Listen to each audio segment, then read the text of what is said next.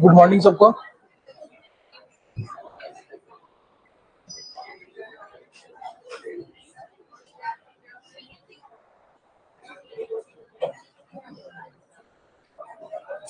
Sound clear है?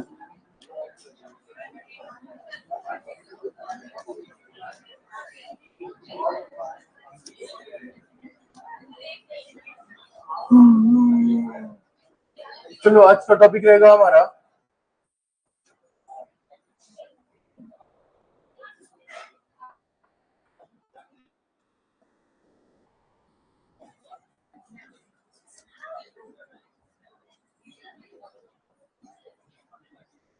आज से शुरू करेंगे हम लोग, ठीक है, कंप्रीहेंशन को। बहुत सारा पोएट्री का, पोएम का और प्रोज का, सीन अनसीन जो कुछ भी रहेगा उसको बनाएंगे, ठीक है। बट पहले आज की क्लास में हम लोग समझेंगे कि एक्चुअल में इसको डील कैसे करना है। गुड मॉर्निंग सबको, ठीक है। पेपर में आएगा आपके, देखा होगा आप लोगों ने प्रीवियस ईयर क्वेश्चन। तो 15 मार्क्स का आपके सिलेबस में इसका वेटेज है। अगर बात किया जाए कॉम्प्रीहेंशन का तो 30 नंबर का है, इंग्लिश की 25, तो भी 15 का ये होगा, 10 नंबर का है। और 10 का क्या रहता है आपका? पैडागोजी रहता है आपके लैंग्वेज का। टोटल मिला के कितना होता है? 25। तो मतलब ये बड़ा इंपॉर्टेंट चीज है हमारे एग्जाम के पॉइंट ऑफ व्यू से। सबको गुड मॉर्निंग।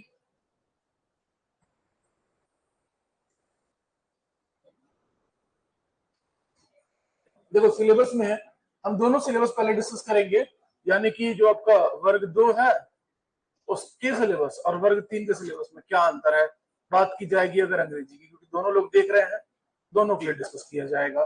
बेसिक जो ग्रामर है हम लोग अब तक बहुत हद तक पढ़ चुके हैं।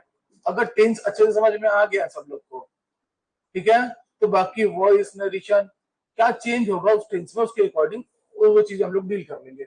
बट बहुत दिन से इंतजार कर रहे थे कि हम लोग टू द सिलेबस यानी अकॉर्डिंग टू सिलेबस हम लोग इसको स्टडी कर पाए। तो बेसिक ग्रामर हमने अब तक क्या क्या पढ़ लिया भाई? तो हमने पार्ट्स ऑफ स्पीच पूरे पढ़ लिए, नाउन पढ़ा, फिर नंबर पढ़ा, फिर हमने उसका केस पढ़ा, फिर उसके बाद हमने क्या पढ़ा?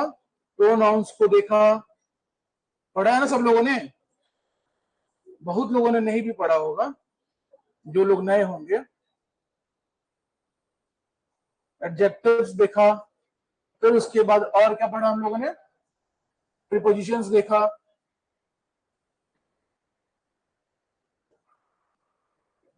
वर्ब भी देखा कि भाई वर्ब के टाइप क्या क्या होंगे टेंस में। और उसके बाद हमने शुरुआत कहां से की? टेंस से। टेंस में इंट्रोडक्शन हो चुका है 2 से 3 लेक्चर में कि भाई कौन कौन सा टेंस होगा और किस तरीके से वर्ब के बेसिस पे हमारा टेंस वर्क करता है और चेंज करेंगे हम लोग। अभी पढ़ना बाकी है टेंस, ठीक है, बट बीच में जानबूझ के रीडिंग कंप्रीहेंशन चालू किया जा रहा है। सबसे पहले एक बात बताओ कि कंप्रीहेंशन का मीनिंग क्या होता है?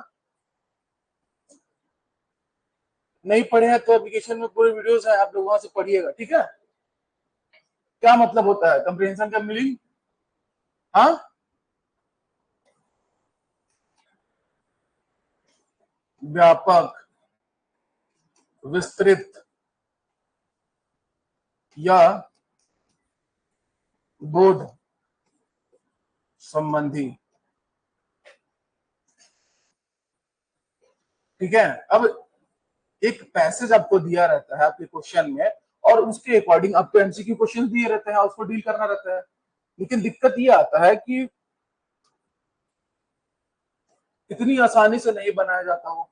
4 ऑप्शंस रहते हैं और सोचो कि अगर टीजीटी के एग्जाम में क्वेश्चंस दिए जा रहे हैं और वो भी कितने क्वेश्चंस हैं, उनका छोटा मोटा वेटेज नहीं है, अच्छा खासा वेटेज है, ठीक है, 15 मार्क्स का। तो एक बार अगर हम लोग जान लें कि भाई कॉम्प्रिहेंशन किस टाइप का बार बार पूछता है और जो ऑल ओवर इंडिया में एग्जाम हुए हैं उसमें किस तरीके के रीडिंग कॉम्प्रिहेंशन को पूछा है, एमसीक्यू पे किस तरीके से फोकस करता है, तो एक पहला जो बात है सबसे जरूरी बात कि नोट्स खुद से बना लेना, इसका नोट्स नहीं देने वाला मैं, ठीक है। तो जो लोग भी देख रहे हैं लेक्चर, इसका पीडीएफ नोट्स कुछ नहीं मांगेंगे, खुद बनाएंगे। ये पहली जानकारी है। रीजन क्या है कि भाई नोट्स बहुत जरूरी चीज है ना, तभी तो आप लोग इतना परेशान करते हो। और मैं बना के देने वाला हूँ अलग से, क्योंकि मेरे लिए पॉसिबल नहीं है कि उतना बड़ा एक पैसेज लिखूं, फिर उसके एमसीक्यू लिखूं, फिर उसको डील करूं, और उसको फिर मतलब हैंड रिटन करना बड़ा मुश्किल है। और मैं पूरा नोट जो है मेरा वो हैंड रिटन ही रहता है। तो जो होगा क्लास में होगा, पढ़ाई आप लोग स्वयं से करेंगे, इसका नोट्स का तैयारी, अगर अच्छा रिजल्ट चाहिए तो। और नोट्स है बड़ा जरूरी चीज। तो ये काम जो सबसे पहला काम आपको करना है, नोट्स खुद बनाना है इस पूरे चैप्टर का। अभी जस्ट चालू हुआ है क्लास, पहले हम लोग सिलेबस डिस्कस करते हैं। तो ये काम आप लोग कर लेना, इसके लिए शिकायत नहीं आना चाहिए। आज का क्लास हो सकता है बोरिंग लगे, है ना, क्योंकि पढ़ने कुछ मिलेगा नहीं, बस जानने मिलेगा, क्योंकि जरूरी यही है। पहले जान तो लो कि एक्चुअल में कॉम्प्रिहेंशन होते क्या है, आपको डील क्या करना अपने सिलेबस के अकॉर्डिंग। हर एग्जाम का नेचर और उसके नेचर के अकॉर्डिंग कॉम्प्रिहेंशन का टाइप बदलते रहता है। हमारे एग्जाम कौन सा है, टीजीटी और पीआरटी का। अब इसके अकॉर्डिंग हमारे एग्जाम्स में कैसा कॉम्प्रिहेंशन आएगा और पूछने का क्या कोशिश करेगा। यहाँ तो उसने बड़े प्यार से लिख दिया है कि एक क्या आएगा जी, किसका, एक क्या आएगा जी, एक प्रोज से और एक पोएम से। ये प्रोज और पोएम कहाँ के होंगे, कहीं के भी हो सकते हैं। इसमें साफ लिखा है अनसिन, मतलब आपके सिलेबस के अकॉर्डिंग, यानी कि कोई भी आपका, आपने बीएड किया है, डीएड किया है, तो उसके सिलेबस में भी तो होगा ना कहीं ना कहीं, तो उसमें भी आपने नहीं देखा होगा, ये इस तरीके का कहीं से उठा के दिया जाएगा, एक प्रोज या पोएम से एक तो आपको पैसेज, और उसके साथ क्या पूछा जाएगा कि भाई कंप्रिहेंशन से रिलेटेड क्वेश्चन, ग्रामर से रिलेटेड क्वेश्चन और वोकैबुलरी से रिलेटेड।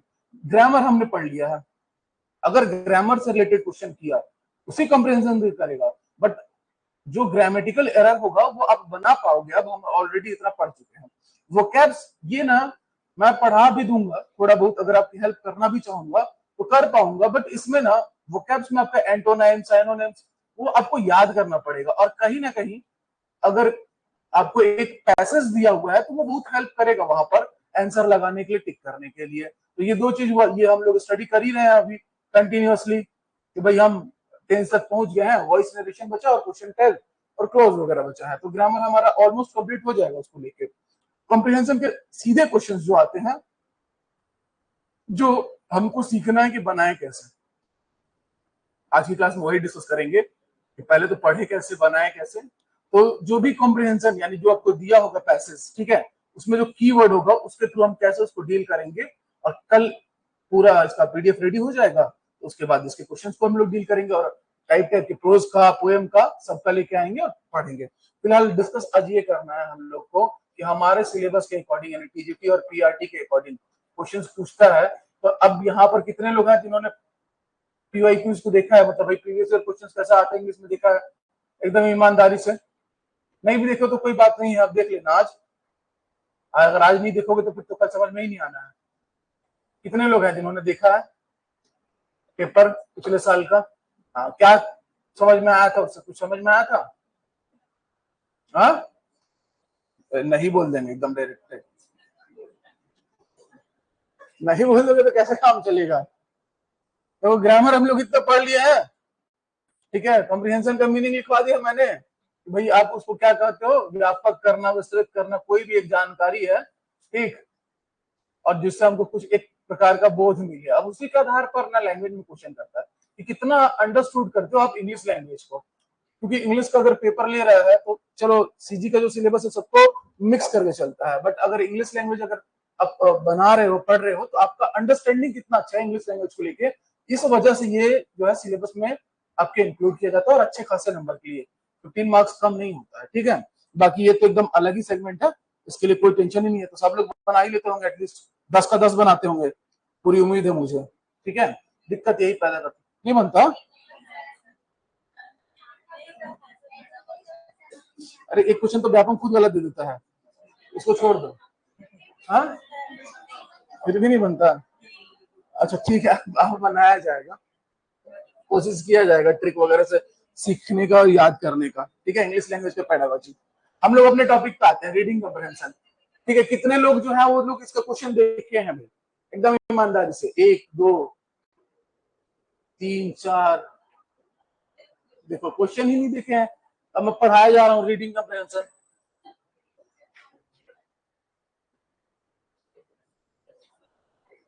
खास बात ये है ना सिलेबस डिस्कशन करने का कि भाई हमारा जो सब्जेक्ट है, इधर ध्यान दो सब लोग, कि भाई हमारा इंग्लिश है और हमारे एग्जाम के पॉइंट ऑफ व्यू से कितने नंबर का है? 30 की 25? टेट के एग्जाम में तो छोड़ दो, हम लोग मेन सिलेक्शन एग्जाम की बात कर रहे हैं। 25 का है। इंग्लिश सबका कमजोर मोस्टली, ठीक है, वो इंग्लिश मीडियम वाले भी रहे तो उनका ये वाला ऐसा कमजोर ही रहता है। ठीक है, सच्ची बता रहे, पेडागोजी उनको भी पढ़ना ही पड़ता है अलग से, जानना ही पड़ता है टर्म्स। बस ये है कि उन लोग जल्दी याद कर लेंगे, वर्ड्स जो रहते हैं उनसे उन लोग काफी फेमिलियर रहते हैं, तो थोड़ी सी आसानी होती है। बाकी कॉम्प्रहेंशन में उन लोग की झाप है। हाँ एकदम खत्म है। 1 2 लोग होंगे जो अच्छा बना लेते होंगे, और इजी वाला आ गया तो बात अलग है। पिछले बार का देखिए हो कैसा आया था, बहुत टफ आया था। हाँ बहुत टफ आया था, मतलब हाँ इंग्लिश का जो कॉम्प्रहेंशन आया था ना, खतरनाक टाइप का था। तो देखो अगर वैसा आ गया ना, हाँ बोलिए, तो नहीं दिया होगा, ये तो गलत किया। लेकिन वो नहीं आया तो था 2 4 क्वेश्चन, वो क्या किया था, पेडागोजिकल जो टर्म्स है ना उसी कॉम्प्रिहेंशन में ऐड करके दिया था। नोटिस किया होगा आप लोगों ने। 25 क्वेश्चन थे। पेपर भी डिस्कस करेंगे हम लोग कल परसों में। पेपर में जो क्वेश्चन आया था ना, तो सबसे पहले उसी को बनाया जाएगा जो कॉम्प्रिहेंशन पेपर में आया था हमारा। हम लोग पहले वर्ग 2 और 3 का सिलेबस डिस्कस कर लेते हैं, फिर उसके बाद देख लेते हैं कि कॉम्प्रिहेंशन डील कैसे करना है। कुछ कुछ पॉइंट्स लिख लेना आप लोग, ट्रिक वगैरह, कि मान लो जिसका कमजोर दिया इंग्लिश वो भी एटलीस्ट कुछ स्कोर करके आए। ठीक है, तो अब उसके बाद इस वाले में दिया है कि कंप्रहेंशन और वोकैब से पूछेगा, ग्रामर से नहीं पूछेगा, पोएट्री वाले सेक्शन में। ठीक, इन दोनों को मिला के मार्क्स डिस्ट्रीब्यूशन इसने यहाँ नहीं किया है। किसी किसी, हाँ इसका 8 इसका 7 ऐसा रख लें। ठीक है ठीक है, तो हम लोग अब पूरा जो हमारा सिलेबस है आगे जो ऑन गोइंग होगा, तो वो हमारे कंप्रहेंशन के लिए और पेडागोजी के लिए। ठीक, कभी ये चलेगा कभी वो चलेगा, क्योंकि काफी बोरिंग है। इतना बड़ा पैसेज आएगा कि बोर्ड में अच्छे से दिखेगा ही नहीं। ठीक, और सबसे चलो अब तो खैर यहाँ पर सीटेट का एग्जाम होता है तो ऑनलाइन होता है ना, वो भी ऑफलाइन होता है। नहीं पहले ऑनलाइन कुछ चालू हुआ था ना। हाँ, फिर उसके बाद अभी तो ऑफलाइन हो रहा है हमारा टीचर वाला। तो ऑफलाइन है तो बड़ा बेनिफिट रहता है कॉम्प्रिहेंशन बनाने के लिए। ऑनलाइन पेपर हार्ड की उससे क्या फर्क पड़ता है? होता क्या है कि ऑफलाइन मोड में ना आपको प्रिंटेड फॉर्म में एक बुक मिलती है, उसमें देखते हो, सहूलियत रहती है। एक ही पेज में आपका पूरा का पूरा कॉम्प्रिहेंशन और उसके एमसीक्यू रहते हैं। ऑनलाइन में दिक्कत हो जाता है, कॉम्प्रिहेंशन का इतना हिस्सा एक पेज में, आधा दूसरे में, तीसरा दूसरे में, क्वेश्चन चौथे वाले में रहता है। पागल हो जाता है आदमी पढ़ते पढ़ते, एक जनरल सेंस ही नहीं लगा पाता कि क्या पूछ रहा है। खैर छोड़ो, मोड ऑफ एग्जाम को छोड़ते हैं हम लोग। हमारा जो कंटिन्यू होगा आज से क्लास, ठीक है, कॉम्प्रिहेंशन के लिए और पेडागोजी के लिए होगा। अब रीडिंग कंप्रिहेंशन ये वर्ग 2 का था, अभी पीछे कैसे जाएगा।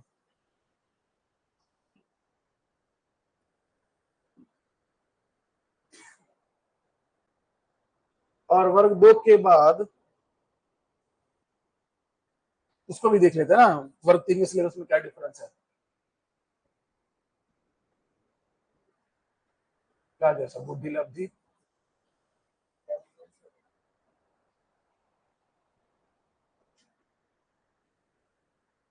दोनों का सिलेबस देखते हैं, दोनों में क्या सिमिलरिटीज है, ये तो बाद में बहुत परेशान होते सब बच्चे लोग।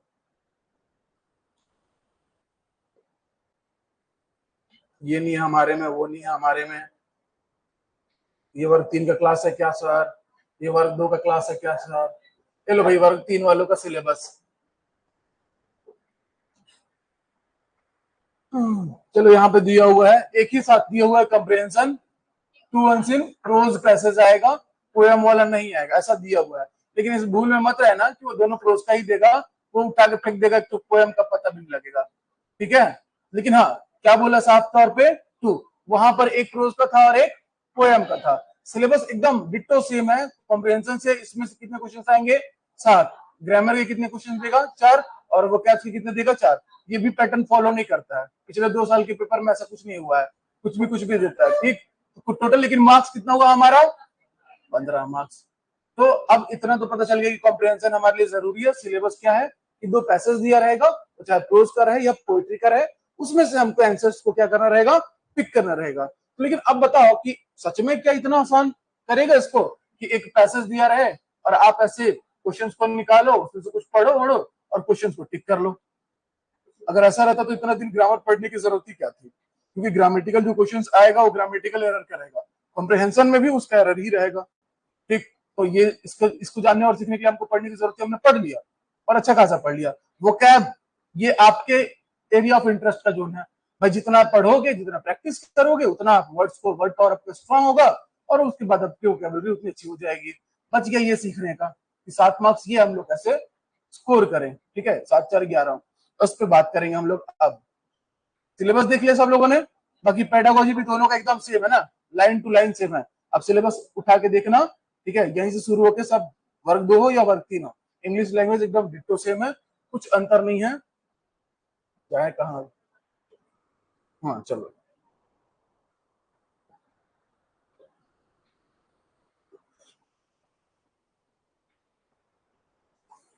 इसको रीडिंग कंप्रिहेंशन क्यों बोलते हैं भाई? भाई दिया रहता है ना, अब वो अलग बात है आपने पहले कभी नहीं देखा होगा। देखो जब भी देगा 2 तरीके का देगा,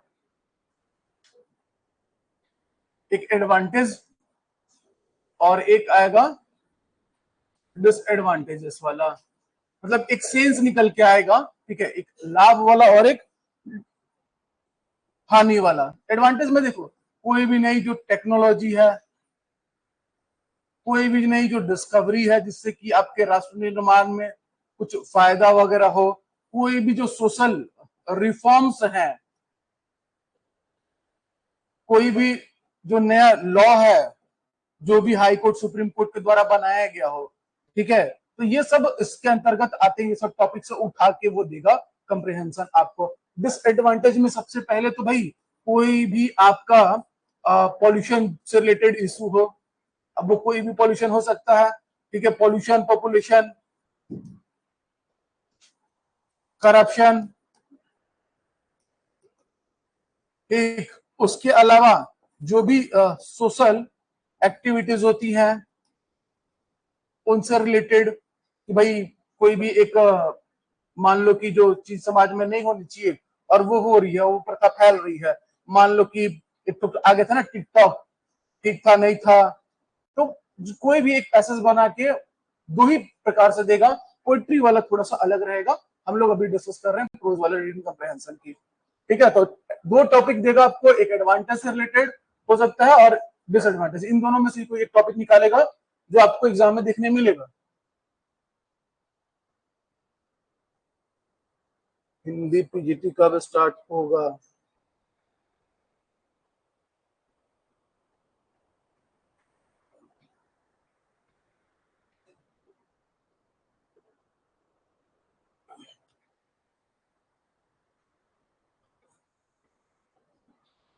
ठीक है, क्वेश्चन पेपर मैं खुद ही मैसेज कर दूंगा, ठीक है। तो सबसे पहले तो कंप्रिहेंशन एग्जाम में आएगा कैसे, 2 तरीके का, एक एडवांटेज वाला दे सकता है या तो कुछ अच्छाई वाला या कुछ बुराई वाला, क्योंकि उसी में एक कॉमन सेंस निकल के आएगा स्टूडेंट का। दूसरा चीज लिखिएगा कि बनाना कैसे है, हम लोग कॉम्प्रिहेंशन अगर डील कर रहे हैं,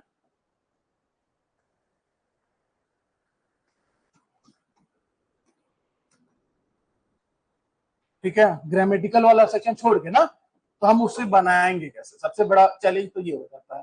तब बच्चा लोग क्या करता है, सबसे पहले जो दिया हुआ उसको पढ़ेगा, समय पर्याप्त रहता है, फिर उसके बाद क्वेश्चंस देखेंगे हम, भाई यही अपनाते हैं ना तरीका। फिर उसके बाद पता चलता है कि ऐसे ऐसे वर्ड्स दे दिया है जिसका हिंदी मीनिंग पता ही नहीं है, यही सबसे बड़ा प्रॉब्लम तो यही आता है कायदे से। अगर वो ऐसे वर्ड्स दे जिसका आपको क्या पता हो जी, हाँ हिंदी मीनिंग, तो कहानी तो वही खत्म कर दोगे, ढेर कर दोगे आप लोग सारे के सारे क्वेश्चंस को। तो वो वर्ड्स पैसेज में भी और साथ ही साथ क्वेश्चन में भी नमूने नमूने वर्ड्स लेके आता है वो, एकदम भयंकर टाइप के। ये चीज देखने मिला है, और यही बस दिक्कत करता है कॉम्प्रिहेंशन में। और इसी के लिए आप लोग ना पढ़ाने बोल रहे हो। नहीं तो अगर मान लो प्यारा सा कॉम्प्रिहेंशन आता है एक ठोक, जैसे हमारे 10वीं 12वीं में आता था भाई, सीन एंड सीन पैसेज। एक हमारा सीन यानी बुक टेक्स्ट बुक का रहता था, और एक कहाँ का रहता था, टेक्स्ट बुक के बाहर का रहता था। बड़े ही सिंपल सिंपल आते थे।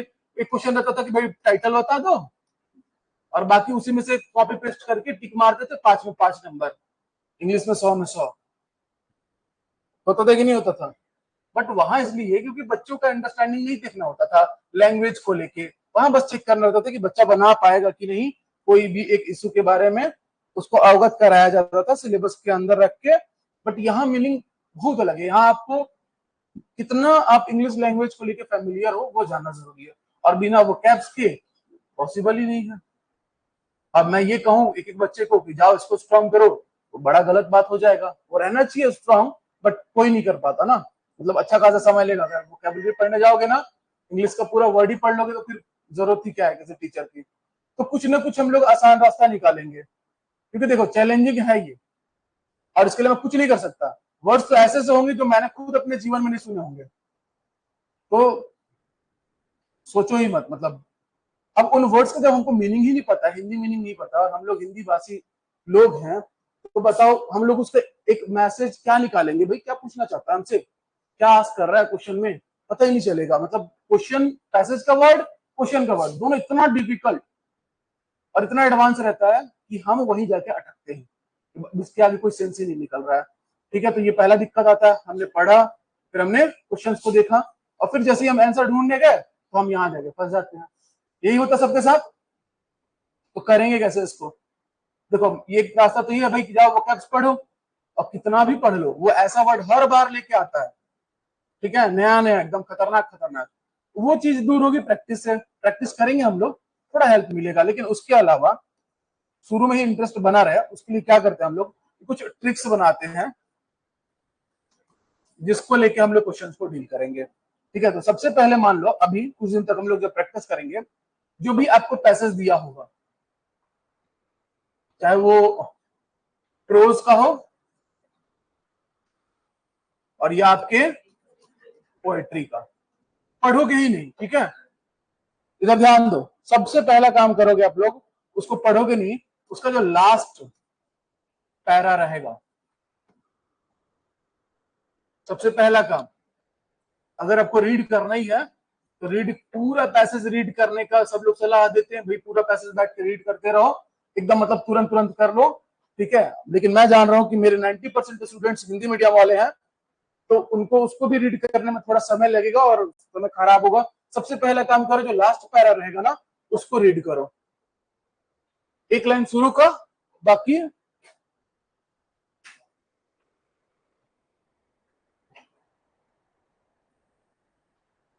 इन लोग क्लास टाइमिंग डिस्कस कर रहे हैं, मैं इतना जरूरी बात कर रहा हूँ।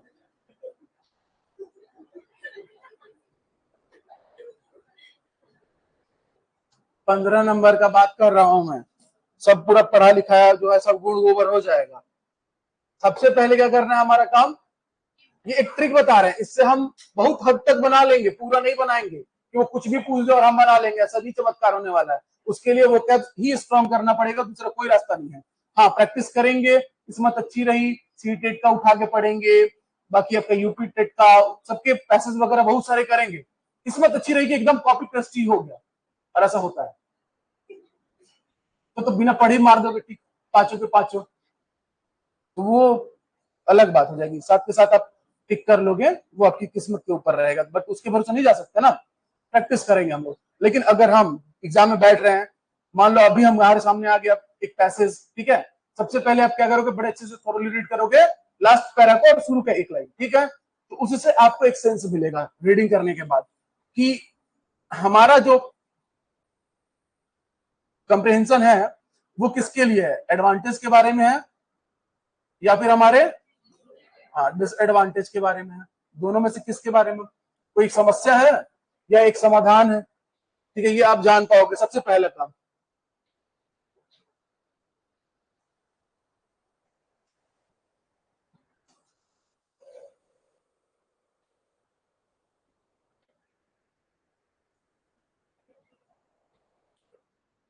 ठीक है, अब रीडिंग कर लिया हमने, अब देखना है क्वेश्चन। अब क्वेश्चन देखने से पहले ये जान जाओ कि क्वेश्चंस के टाइप क्या क्या होते हैं एक कंप्रिहेंशन बेस्ड क्वेश्चन के। सबसे पहला क्वेश्चन रहता है आपका, अगर वो जो ग्रामर दिया है ना 4 नंबर का, तो वो रहता है पार्ट्स ऑफ स्पीच का क्वेश्चन। अगर ग्रामेटिकल क्वेश्चन है तो ठीक है, ये मिलेगा आपको टीजीटी वाले में देखने, पीआरटी में जनरली नहीं मिलता है। ठीक, दूसरा टाइटल वगैरह बहुत रेयरली पूछता है, मतलब ना के बराबर ही पूछता है, बट फिर भी टाइटल बेस्ड क्वेश्चन, भैया आपको जो भी कंप्रेहेंशन दिया है तो एक टाइटल पूछे, तो ये ऐसा अमूमन देखने नहीं मिलता है, तो इसका तो चांस भूल ही जाओ। अब तीसरा क्वेश्चन, एक तो हो गया आपका पार्ट्स ऑफ स्पीच यानी ग्रामेटिकल क्वेश्चन, जो आपका 4 नंबर कवर करेगा। 4 नंबर, 3 नंबर, 2 नंबर, वो डिपेंड करेगा उसके मूड पर, कब किस तरीके से थ्रो करता है क्वेश्चन को। ठीक, उसके बाद टाइटल बेस्ड क्वेश्चन अब आने बंद हो गए हैं, अब नहीं आते हैं, क्योंकि अगर ये आया तो ठीक है, सिंपली आप लोग बना लोगे, बट हमेशा इसमें डिस्प्यूट रहता है, विवाद रहता है कि क्या टाइटल रहेगा इस पूरे कंप्रेहेंशन का, या जो भी आपका पैसेज दिया है उसको छोड़ के। तीसरा क्वेश्चन लिखोगे, पार्ट्स ऑफ स्पीच हो गया, टाइटल हो गया।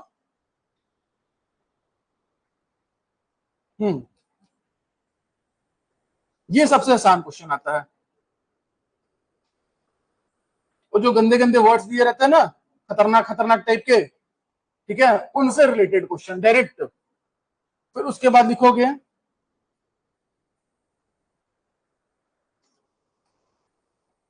One liner questions. ये क्वेश्चन की टाइप है, कैसे कैसे क्वेश्चंस पूछेगा इसको जान लिए रहो तो बनाने में बड़ी आसानी होगी, थोड़ी सी हेल्प मिलेगी। वन लाइनर क्वेश्चंस मतलब direct cut to cut question पूछा है, उस क्वेश्चन को ले जाकर पैसेज में अप्लाई करोगे, आपको वहां आंसर मिल जाएगा। एक क्वेश्चन तो पक्का ऐसा रहेगा जो एकदम डिट्टो डिट्टो मिल जाएगा, आप पूछेगा फलाना ठिकाना ढिमका और आप बता दोगे। अब आते हैं WH word question, why what लगा के, और आपकी अंडरस्टैंडिंग को चेक किया जाएगा। यहां लिखना कि हमारी अंडरस्टैंडिंग पर डिपेंड करेगा, ऐसे ही लिखना। पैसेज में ढूंढने जाएंगे, बट वहां से एक अप्रोच निकालना है, ठीक है, अपना थॉट प्रयोग करते हुए आंसर करना रहेगा। वाई व्हेन यानी कोई भी एक इशू रहेगा तो उसमें थोड़ा बहुत मिक्सचर वो आपके ज्ञान का भी ढूंढेगा। तो इस टाइप के क्वेश्चंस, 5 क्वेश्चंस हुए, और एक दो लिखना। बस इतना जान लेते हैं कि क्वेश्चंस कैसे कैसे आएंगे।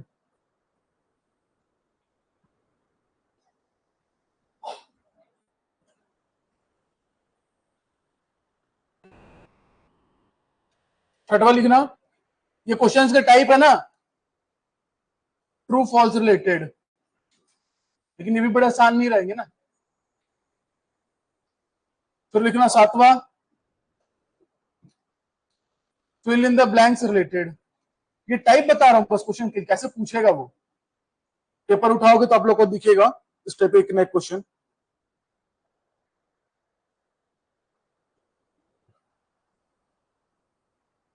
और एक लिखना एविडेंस फ्रॉम टेक्स्ट। टोटल कितने टाइप हुए हमारे पास? 8। और सबसे जो डिफिकल्ट वाला है 9th वाला लिखना, ये बस क्वेश्चन है ना, कैसे कैसे क्वेश्चन आएगा। मेजर जो है और जो सबसे परेशान करता है उसको लिखना,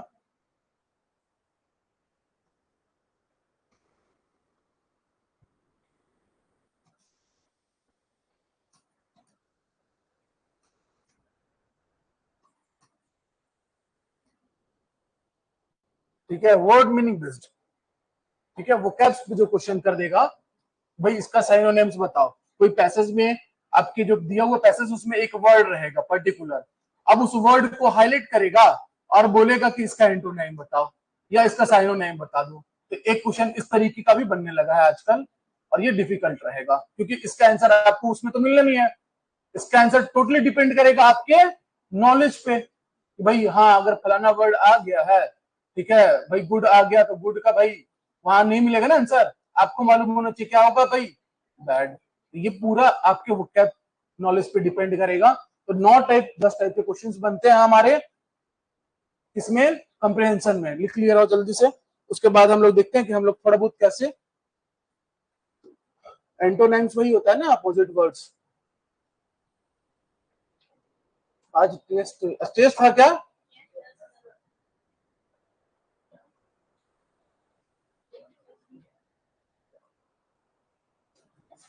नहीं, ऐप में दिखेगा।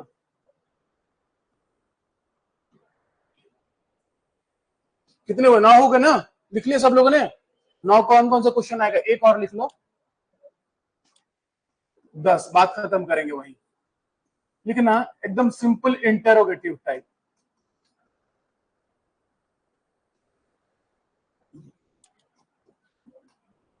देखो बहुत अलग तरीके से कोशिश की है बनाने का नोट्स आपके रीडिंग कंप्रहेंशन के लिए। ये पता है दिक्कत क्या ही आता है बार बार, नहीं तो कोई भी बच्चा इसको पढ़ना ही क्यों चाहेगा? किसी टीचर से पढ़ेगा, टिक मारेगा, आ जाएगा, है ना? तो दिक्कत कहाँ कहाँ होता है? पहले क्वेश्चन, पहले तो भाई आपको क्या करना था? सबसे पहले क्या करना है आपको? लास्ट पैरा रीड करना है। फिर हमने ये जाना कि हमारे पास क्वेश्चंस कैसे आएंगे, दिख रहा है? अब लास्ट पैरा जब ये क्वेश्चंस हम देख लेंगे, क्वेश्चंस देखने के बाद आपको एक जनरल इंफॉर्मेशन मिल जाएगा। ये थर्ड स्टेज है ना। पहला हमने क्या किया? जो भी पैरा दिया था इतना लंबा, बस शुरू का एक लाइन पढ़ा और लास्ट पैरा पढ़ा, ठीक? क्वेश्चंस देखा, उसके बाद हमको एटलीस्ट जनरल इंफॉर्मेशन मिल गया। कोई भी बच्चा ये गलती नहीं करेगा कि पूरा का पूरा पूरा का पूरा पैसेज जाके पढ़ रहा है, रीड कर रहा है शुरू में, ठीक है? ये गलत तरीका है। थोड़ा समय दो, ठीक है? देखो कैसे आंसर मिलेगा। सबसे पहले क्या करना है आपको?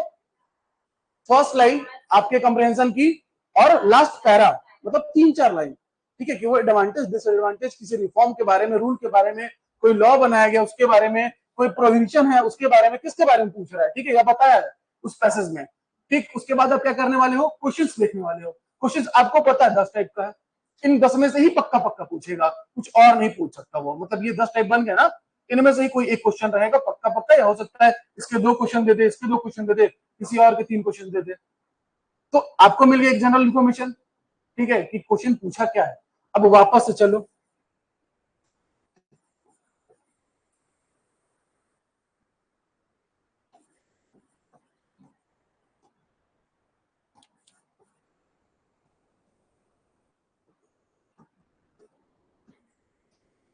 सबसे चौथा जो काम है हमारा, कि हम फिर से जो पूरा का पूरा कंप्रिहेंशन है, ठीक है, या पैसेज है, चाहे वो प्रोज का रहे या पोइट्री का रहे, ठीक है, उसको दोबारा पढ़ोगे और इस बार पढ़ोगे स्लोली, एक ही बार पढ़ना है, ठीक है?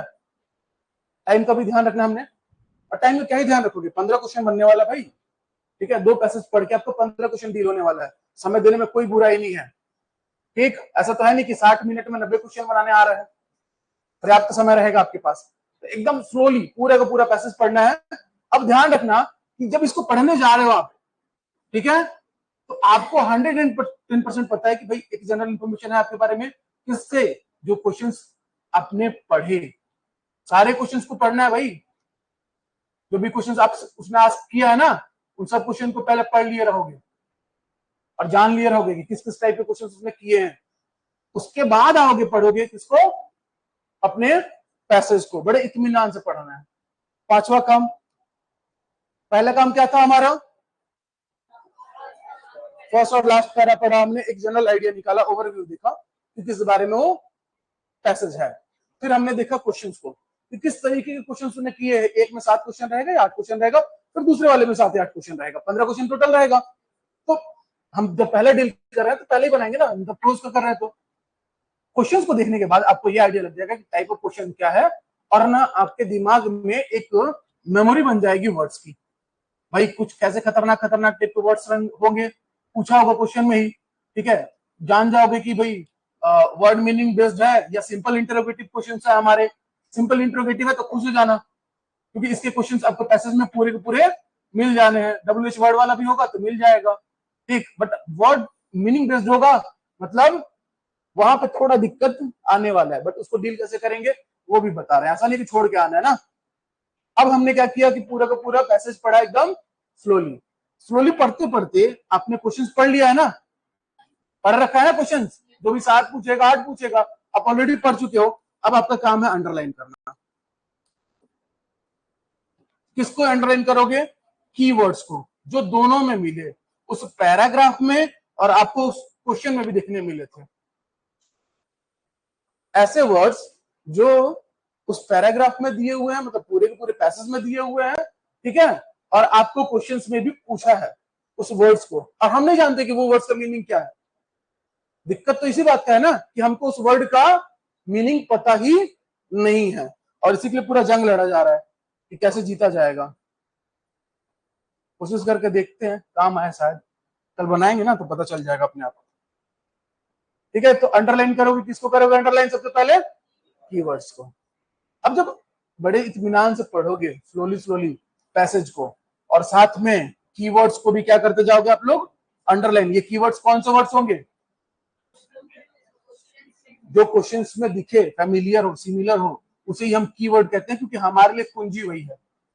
हमने करना है आंसर, हमको ज्ञानी बनना नहीं है कि पैसे से पूछ क्या रहा है क्या नहीं पूछ रहा है। हमें मतलब है हमारे क्वेश्चंस के आंसर देने से, चार में से एक ऑप्शन सही चुन लेने से। ठीक है, तो हम क्या करेंगे? अंडरलाइन करेंगे किसको? कीवर्ड्स को। अब इतना काम करने के बाद आपको क्लियरली जो भी उस पैसेज का इंटेंट होगा, जो भी उसका थॉट होगा, भाई राइटर जो भी चाह रहा होगा आपसे पूछना, आस्क करना, वो पूरा का पूरा अंडरस्टूड हो जाएगा। होगा कि नहीं होगा? मैं ये नहीं कह रहा हूं कि आपको एक एक लाइन का हिंदी मीनिंग समझ में आ जाएगा या ट्रांसलेट कर लोगे, ट्रांसलेशन करने तो जाना ही नहीं, लेकिन एटलीस्ट आपको उसका इंटेंट, जो उसकी मंशा है, जो उसका थॉट है उस पैसेज को बनाने के पीछे, वो पूरा का पूरा क्या हो जाएगा? अंडरस्टूड हो जाएगा। हाँ, मिला जुला के ये कहना चाह रहा है। ऐसा भी नहीं है कि सब लोग इतने कमजोर है इंग्लिश में कि समझ ही नहीं पाएंगे कि पूछ किस बारे में रहा, या पूरा का पूरा पैसेज दिया किस बारे में, पता चल जाएगा। हमने अंडरलाइन कर लिया, एकदम स्लोली पढ़ा, पढ़ते पढ़ते साथ में अंडरलाइन करा, चीजों को दोबारा आने की जरूरत नहीं है, आप एक बार में पढ़ो और साथ में अंडरलाइन करते रहो कीवर्ड्स को। कीवर्ड्स आपको ध्यान रहेगा क्वेश्चन से। अब ये इतना प्रैक्टिस कर लेना है ना कि अगर मान लो अगर मैं आज क्वेश्चन दूं आपको रीडिंग कंप्रेहेंशन का, तो आप बार बार क्वेश्चन में वापस जाओगे देखने कौन सा वाला कीवर्ड यूज किया है, यहाँ अंडरलाइन कर लूं। जब प्रैक्टिस कर लोगे तो अपने आप आपको याद हो जाएगा क्वेश्चन का कीवर्ड्स, और जब पढ़ोगे बड़े इत्मीनान से तो आप कीवर्ड्स को अंडरलाइन करना चालू कर दोगे। ठीक, अब जो भी इंटेंट या जो भी थॉट होगा उसके पीछे, उसको समझ जाओगे। अब उसके बाद छठवां काम, सातवां काम ना,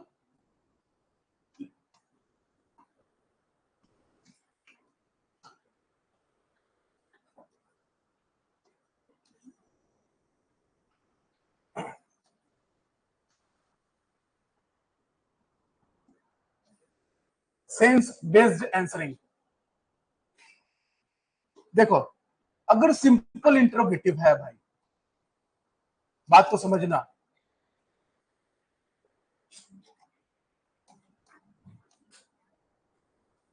सिंपल इंट्रोगेटिव्स के क्वेश्चंस हैं तो आप तो सिंपली तुरंत आपको आंसर मिल जाएगा।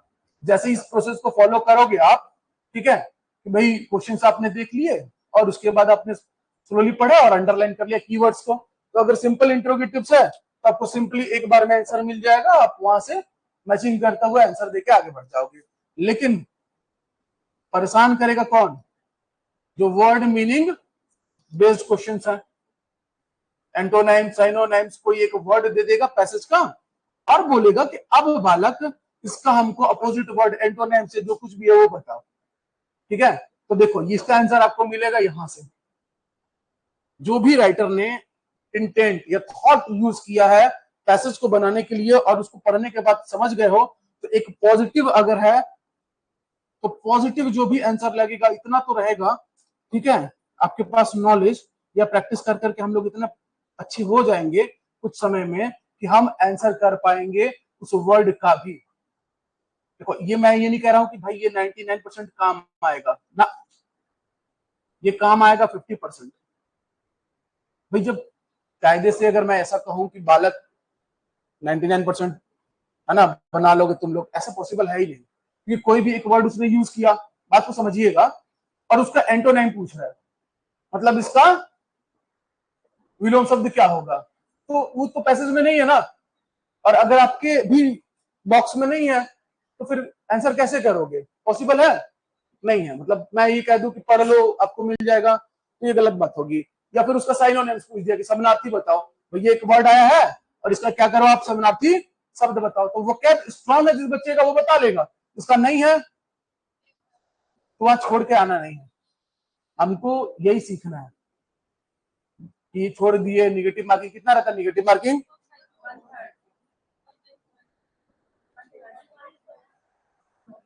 देखो अभी अभी इसमें झगड़ा है कि निगेटिव मार्किंग कितना है, 1/3 है कि 1/4? ठीक है, 1/3 रहे 1/4 रहे, अगर आप 50% तक जा रहे हो, मतलब आप दो ऑप्शंस पक्का पक्का एलिमिनेट कर दो ना, ये तो दोनों होंगे नहीं। अगर आप पैसेज पढ़ने के बाद कभी भी किसी भी क्वेश्चन में दुनिया के, अगर एमसीक्यू का क्वेश्चन 4 ऑप्शन है और 2 क्वेश्चन 100% एलिमिनेट कर रहे हो, कभी उस क्वेश्चन को छोड़ के नहीं आना है, हमेशा बना के आना है। लाइफ में पहला ये चीज तो याद ही रखो। अगर 2 क्वेश्चन एकदम कॉन्फिडेंटली, आपको नहीं पता सही आंसर क्या है, लेकिन आप 4 में से 2 को एलिमिनेट कर पा रहे हो कि 110% मैं श्योर हूं, जितना मेरे पास ज्ञान है, ये ज्ञान का होना बस इस बात के लिए नहीं होता है कि हाँ मुझे पता है कि ये होगा। सबसे ज्यादा जरूरी है कि ये नहीं होगा। और अगर 2 को हटा पा रहे हो तो भाई यहां लग आजमाने में कोई बुराई नहीं है। अब 2 बच गए, अब वहां पे आपको काम करेगा जो आपने थॉट, जो इंटेंट राइटर का जो पैसेज में है, ठीक है, उसको समझा है, उसके बेस पे आप टिक करोगे क्वेश्चन को। और हाँ, यही क्लास में आप लोग बनाओगे खुद, और बहुत हद तक सही बनाओगे। समय आने दो, कल की क्लास में हम लोग देखेंगे। कल शुरुआत करेंगे रीडिंग कम्प्रहेंशन का। तो बस करना इतना ही है, क्वेश्चन समझना है, और उसके बाद हमने क्या करना है। अगर सिंपल इंट्रोगेटिव है तो भाई वो तो वही मिल जाएगा, नहीं है लेकिन बनाने का प्रोसेस कैसा रहेगा समझ में आया। सबसे पहले पूरा पढ़ के, फिर क्वेश्चन पढ़ के, फिर दोबारा पढ़ने जाना है, ये सब काम नहीं करना है। आपको करना क्या है, सबसे पहले लास्ट पैरा पढ़ना है, ठीक है, जानना है, अंडरस्टूड करना है। हाँ 1/4 रहता है, देखो तो सब ऑनलाइन वाले बता दिए।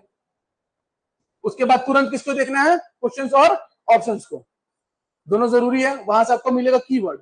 कीवर्ड मिलने के बाद आपको क्या करना है भाई, क्वेश्चंस का टाइप आपको पता है, ये थोड़ी चेक करने जाओगे। अब उसके बाद क्या करोगे, अब पूरे के पूरे कंप्रीहेंशन को कैसे करोगे, एकदम स्लोली स्लोली पढ़ते रहोगे और कीवर्ड्स को अंडरलाइन करोगे। अंडरलाइन मना तो नहीं करते ना पेंसिल करने के लिए, कोई मना नहीं है ना? हाँ बिल्कुल करोगे, इससे बहुत हेल्प मिलेगा। क्योंकि सिंपल जो इंट्रोगेटिव के क्वेश्चंस होंगे, 2-3 तो पक्का होंगे ना, तो उनके तो तुरंत तुरंत आंसर मिल जाएंगे। बच गया ये, तो ये थोड़ा सा हम समय देंगे, समझेंगे कि राइटर का इंटेंट क्या है, उसका थॉट क्या है, पॉजिटिव वे में है, नेगेटिव वे में है, या एकदम अलग तरीके से पूछना चाह रहा है कुछ, या कहना चाह रहा है कुछ। उसके according word meaning based questions को, यानी साइनोनिम्स और एंटोनिम्स को टिक जरूर करेंगे। अगर हमको थोड़ा बहुत नॉलेज है कि हाँ ये 2 नहीं होगा, 2 के लिए कभी भी कोई क्वेश्चन नहीं छोड़ा जाता, ठीक है। तो ये हमारा तरीका रहेगा कंप्रीहेंशन बनाने का, ठीक। पेडागोजी, पेडागोजी तो चलो खैर सब लोग को मालूम पढ़ना कैसे है, बाद में डिस्कशन करेंगे। तो आज की क्लास, इसका नोट्स जो रहेगा कैसे करेंगे, कोई सॉल्यूशन बताओ भाई ऑनलाइन वाले। आप लोग खुद बना लोगे ना, लेकिन दिक्कत ये है कि इतना बड़ा पैसेज लिखोगे कैसे। ये तो आइडिया अच्छा है, जो भी पीडीएफ बनेगा, ठीक है, मैं पीडीएफ अवेलेबल करवा दूंगा आप लोग को क्वेश्चंस का, है ना। क्वेश्चंस जो जो यहाँ पढ़ाने के लिए बनेगा मटेरियल, तो वो मैं अवेलेबल करवा दूंगा। बाकी उसी में आप लोग अपने हिसाब से उसको प्रिंट करवा लेना और उसी में ओवरराइट कर लेना ना, वो आपका नोट्स भी तैयार हो जाएगा, समय भी बच जाएगा। तो सोचो ना, इतना ज्यादा लिखना फिर हैंड रिटन बड़ा मुश्किल काम हो जाएगा। कल से हम लोग शुरुआत करेंगे इस चीज का, रीडिंग कम्प्रहेंशन का, प्रोज हो पोइट्री हो सबका, और बनेगा मतलब अच्छी खासी लंबी क्लास लगेगी, क्योंकि पूरा स्कोर तो इसी का है। तो बीच बीच में हम लोग चेंज करके और पेडागोजी शुरू कर देंगे कि हम बोर ना हो।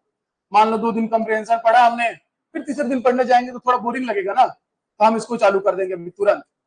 2-3 क्लासेस की लगेगी, फिर पेडागोजी चालू, और साथ में आपका जो ग्रामर का सेक्शन बचा है ना, क्या क्या बच गया अभी अभी,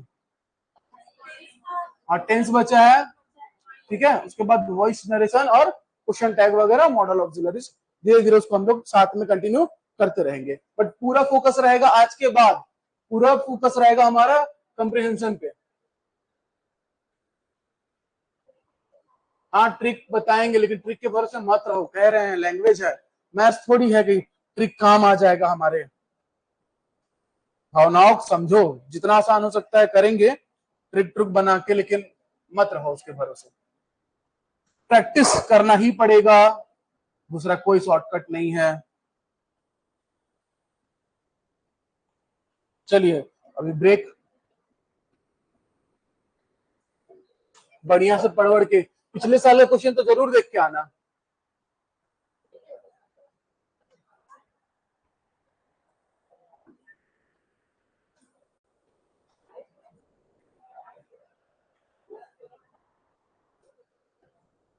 आज टेस्ट नहीं है शायद।